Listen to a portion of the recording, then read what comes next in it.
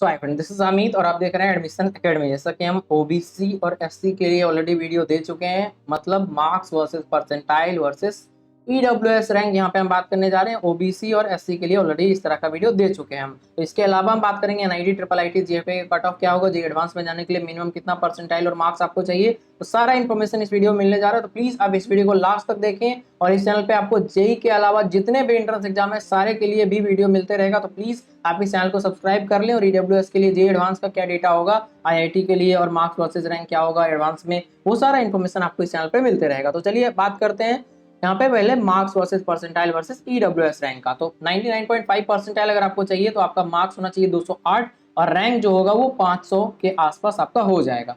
इसके बाद 99 के लिए 175 मार्क्स चाहिए और रैंक जो है 1150 और उससे कम हो सकता है। इसके बाद 98.5 160 मार्क्स चाहिए और आपका रैंक 1700 से कम हो जाएगा। फिर इसके बाद 98 परसेंटाइल अगर आपको चाहिए तो 150 मार्क्स चाहिए, आपका रैंक 2300 या उसके अंदर होगा।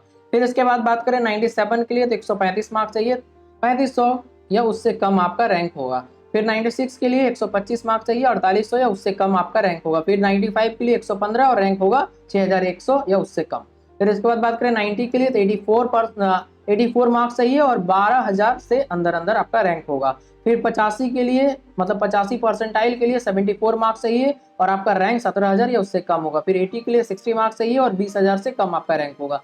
फिर 70 के लिए 42 मार्क्स चाहिए, 30000 से कम रैंक होगा। 60 के लिए 34 मार्क्स चाहिए और आपका रैंक जो है वो 40000 या उससे कम होगा। इससे नीचे नहीं जाएंगे क्योंकि 60 50 40 परसेंटाइल पे आपका कुछ नहीं होने वाला है। तो अब बात करते हैं हम कि ये जो मार्क्स बताएं ये फर्स्ट और सेकंड अटेम्प्ट का है। तो फर्स्ट अटेम्प्ट का है और मॉडरेट पेपर के लिए, अगर पेपर इजी या हार्ड होता है तो थोड़ा बहुत मार्क्स 5-7 मार्क्स ऊपर नीचे हो सकता है। हार्ड पेपर में थोड़ा कम मार्क्स से भी हो जाएगा, इजी पेपर में 5-7 मार्क्स ज्यादा लाना पड़ेगा।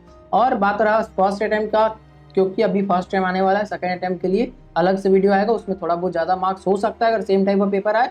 वो डिपेंड करता है किस तरह का इस साल का ट्रेंड रहेगा, तो वो हम बताएंगे फर्स्ट अटेम्प्ट के बाद। तो आगे बात करते हैं कट ऑफ परसेंटाइल ईडब्ल्यूएस का। उससे पहले हम आपको बता देना चाहते हैं, अगर आपको कंप्लीट गाइडेंस चाहिए मेंटरशिप कि आपको कोई हो जो कि डेली बेसिस पे क्या करना है क्या नहीं, किस तरह से प्रिपरेशन करना है और जब काउंसलिंग का टाइम आए किस तरह से कॉलेज सिलेक्शन करना है, डॉक्यूमेंट वेरिफिकेशन, ताकि कहीं कोई गड़बड़ ना हो, उसके लिए हम आपको गाइड करेंगे। अगर आप चाहें तो कॉन्टैक्ट कर सकते हैं, एक नॉमिनल से चार्ज लगेंगे अभी से लेकर एडमिशन तक का। तो आप चाहें तो कांटेक्ट कर सकते हो, उसका डिटेल स्क्रीन पे दिया गया है, डिस्क्रिप्शन में भी कांटेक्ट इन्फॉर्मेशन दिया गया है। आप कांटेक्ट करें, उसके बाद रजिस्ट्रेशन करें, फिर हम रेगुलरली आपसे कनेक्टेड रहेंगे। कभी कॉल या मैसेज आप कर सकते हैं। और सिर्फ ये जेई के लिए नहीं है बल्कि जितने भी एग्जाम आप देंगे इस साल सारे के लिए देखेंगे और सबका काउंसलिंग करेंगे और फाइनली जो बेस्ट कॉलेज होगा उसमें आपको एडमिशन करवाएंगे। तो चलिए आगे बात करते हैं कट ऑफ परसेंटाइल ईडब्ल्यूएस के लिए क्या रहेगा जेई एडवांस में जाने के लिए। तो 75 से 76 होगा और मार्क्स चाहिए 40 से 55, इजी पेपर में 55, हार्ड पेपर में 40, मॉडरेट में 47-48 मार्क्स आपको चाहिए। तो चलिए आगे बात करते हैं, सबसे इंपॉर्टेंट जो है वो एनआईटी ट्रिपल आईटी जीएफए में जाने के लिए मिनिमम परसेंटाइल क्या चाहिए, क्योंकि मार्क्स तो फर्स्ट और सेकंड अटेम्प्ट में वेरी करेगा, तो परसेंटाइल जो है वो वेरी नहीं करता, परसेंटाइल यही होगा फिक्स। तो आप परसेंटाइल देख लें, टॉप 5 में जाने के लिए 99.4 परसेंटाइल चाहिए एनआईटी में। और ये हुआ सीएस का बात। और अगर आप लोअर ब्रांच मतलब टॉप 5 में कैसे भी चले जाना है भैया, बस कोई भी ब्रांच मिले, तो 95.1 परसेंटाइल चाहिए। और ये जो है अदर स्टेट मेल का डेटा है, अगर आप फीमेल हैं या होम स्टेट से हैं तो आप थोड़ा बहुत इसमें डिडक्ट कर सकते हैं। मतलब ये बेस्ट केस सिनेरियो, ये अगर ले आते हैं आप तो आप कहीं से भी रहें आपको मिल जाएगा। फिर ट्रिपल आईटी का बात करें 91, 98.1, 97.1, क्योंकि यहाँ पे लोअर का मतलब ईसी होता है, इसलिए सीएससी ईसी स्लैश के बाद स्लैश के बाद ईसी स्लैश से पहले सीएससी।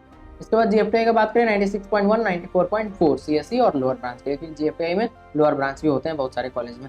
टॉप 10 का बात करें 98.8, 94.2 एनआईटी के लिए, ट्रिपल आईटी के लिए 97, 96, जीएफटीआई के लिए 93.4, 90। और अगर बात करें टॉप 15 के लिए तो 98.2 और 94 परसेंटाइल एनआईटी के लिए। ट्रिपल आईटी में जाए तो 96.2, 95.3, जीएफटीआई में 93 और 89 परसेंटाइल आपको चाहिए। फिर टॉप 20 में जाने के लिए एनआईटी में 97.2, 93.5, ट्रिपल आईटी में जाएंगे तो 95.8, 95। इसके बाद जीएफटीआई में जाएंगे तो आपको 91.5 और 88 परसेंटाइल लगेगा। इसी तरह से अगर आप बात करें लोअर में जाने के लिए तो लोअर में जाने के लिए 95.6 चाहिए, मतलब किसी भी एनआईटी में बस सीएस हमको चाहिए, किसी तरह से चल जाए। तो 95.6 परसेंटाइल कम से कम चाहिए होगा आपको। ये ईडब्ल्यूएस कैटेगरी के लिए पार्टिकुलरली बात कर रहे हैं, अदर कैटेगरी के लिए अलग वीडियो आएगा। फिर 93 चाहिए आपको किसी भी तरह से किसी एनआईटी में बस घुस जाने, कोई भी ब्रांच के साथ, सीएस नहीं कोई भी ब्रांच। इसके बाद बात करें ट्रिपल आईटी में 95, 93 सीएससी और ईसी। फिर जीएफटीआई में जाने के लिए 91.9 और 87। तो कहने का मतलब है अगर आपको जोसा काउंसलिंग में सीट चाहिए तो 87 एटलीस्ट चाहिए, क्योंकि जोसा में श्योरिटी होता है सीट का। इसके बाद सीएससी भी होगा जहाँ पे इससे भी नीचे पे भी आपको मिल जाएगा। ये सब डेटा चेंज हो जाता है थोड़ा थोड़ा, तो उसके लिए बाद में वीडियो आएगा, क्योंकि वो अनप्रेडिक्टेबल काउंसलिंग होता है, वो डिपेंड करता है जोसा में कितने सीट बच गए हैं वही सीएससी में दिया जाता है, अलग से सीट बनाएंगे नहीं आपके लिए। तो चलिए ये हो गया कंप्लीट इन्फॉर्मेशन आपका ईडब्ल्यूएस कैटेगरी के लिए। तो आशा करते हैं इस वीडियो से एक आपको सही जानकारी मिला होगा, जिससे कि आप अच्छे से प्रिपेयर कर पाएं और अपने माइंड में क्लैरिटी रख पाएं। Thank you.